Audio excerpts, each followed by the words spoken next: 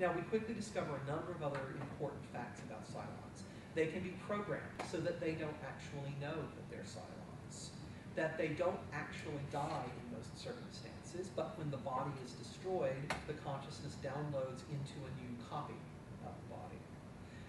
We also know that the Cylons are obsessed with human procreation and determined to find a way to have babies themselves, and it seems to depend on human beings. Identity in Battlestar Galactica, in other words, seems to be a real thing, and certainly we have the Cylons and the humans to sort of demonstrate to us, and the music tells us so. But this kind of identity is always fluctuating, subject to rearticulation, consolidation, or further differentiation. The fact that the music, in its articulation of interiority, also constantly and consistently invokes the spiritual leads us to another important aspect of the show, its intense aura of fatedness. Now, a lot of science fiction in print or in film, television, has been interested in religion. It might be argued that the meta-genre's investment in the marvelous kind of guarantees the presence of religious questions. But in Battlestar Galactica, this becomes a prominent element of the show's foreground.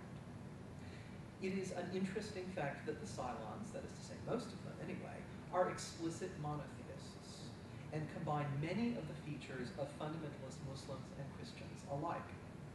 They tend to insist, in addition, that God, the one God, has a plan, and that they know a lot about it. The different models of Cylon have different attitudes towards this. The real hardcore fundamentalist is Cylon model number 6, who insists that, that's what God's plan is, and she knows it, and she's going to help everybody get there. Cylon model number 1, however, tends to be an atheist and sort of scoff at all this sort of nonsense, and so on and so on and so on. So they have very different ideas about God amongst the Cylons, but they're still monotheistic. The Colonials, by contrast, pray to a relatively abstract pantheon of gods who carry Greek names.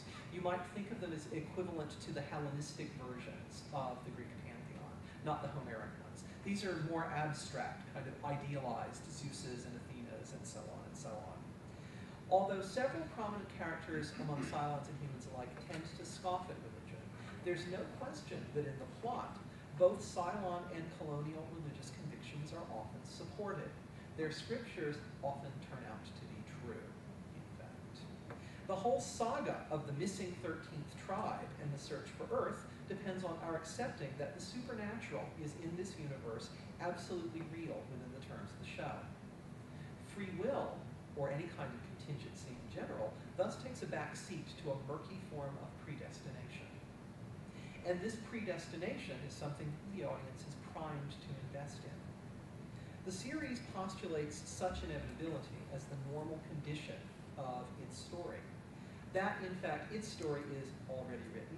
I think this is actually sort of a clever play because, in fact, the story is already written. Being revealed in installments. That is actually the literal truth of this world, as well as its sort of major plot device. We, as viewers, are thus encouraged to hunt for latent contents and secret meanings everywhere, towards imagining a world that is supercharged with significance. And the saturation of meaning that we experience in watching Battlestar Galactica is reinforced in the structure of the first act of every single episode.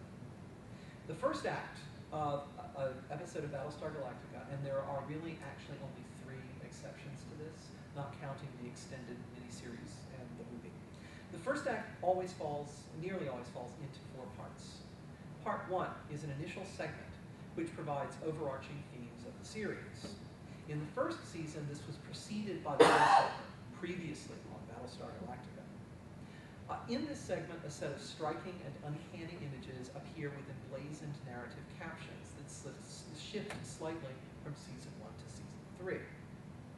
But in all 3 of the seasons that I'm talking about, when this segment is present, it invariably focuses on the nature and history of the Cylons and concludes with the assertion that they have a plan.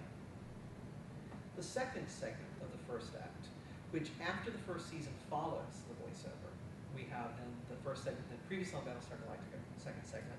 This is always a set of quick moments from earlier episodes, as you would see in most television arc dramas. It's the arc dramas that depend on this structure. The The third segment of Act 1 contains the opening dramatic actions of the current episode. This part of the show naturally will typically build to a moment of significant tension before it breaks off. And fourth and final in what I'm calling the first act, the fourth segment contains the main credits of the series, as well as a set of resonant general images of the show's past, followed almost always by a set of proleptic shots from the episode we're about to witness. Now, thus, each segment of Battlestar Galactica's first act performs multiple necessary or desirable functions. The second segment, just to take an obvious example, highlights earlier events especially salient to the narrative of the current episode. Such recapitulations, however, because they're always necessarily selective in their recollections and relevant to only portions of the upcoming action, exert numerous subtle pressures on viewer expectations. That is to say, the previously on Battlestar Galactica segment is less important for the information it conveys than for the kind of narrative desire it constructs. Similarly, the third segment of the opening sequence plunges viewers into dramatic action that is charged enough to generate the viewer investment that will hold us through the main credits sequence and bring us back after the first commercial break. By the end of the third segment, in addition, the temporal gap between the last episode, however many weeks it's been, and the current one is dissolved, and the narrative present tense is more or less firmly installed. The series' narrative, articulated in the first act, then, is framed by two meta-narrative segments, and I think we can understand these as a kind of composite refrain. The first section tirelessly reiterating a specific view of Cylon animosity, part slave rebellion, part blowback jihad, and part neo-Cold War, and a final section that commemorates the human experience of the attack and connects it to the continuing story. This is an interesting arrangement, not least because the temporal layering accentuates our story's intense quality of overdetermination. It's really hard, typically, to guess what precisely will happen, but even the most random events of the series tend to carry an aura of destiny or fate. And the coduction solicited from the audience is crucial to the show's aesthetic goals. Now, I want to make this structure concrete with the very first act of episode 3.14. Rapture is its title. For the sake of comprehension, where's the handout? For the sake of comprehension, I've prepared a handout that we left in the copy room. No, I think I left it on top of my desk. That we left in Richard's office, which will give you background information that those of you who aren't regular watchers probably need to have. There's a lot of it.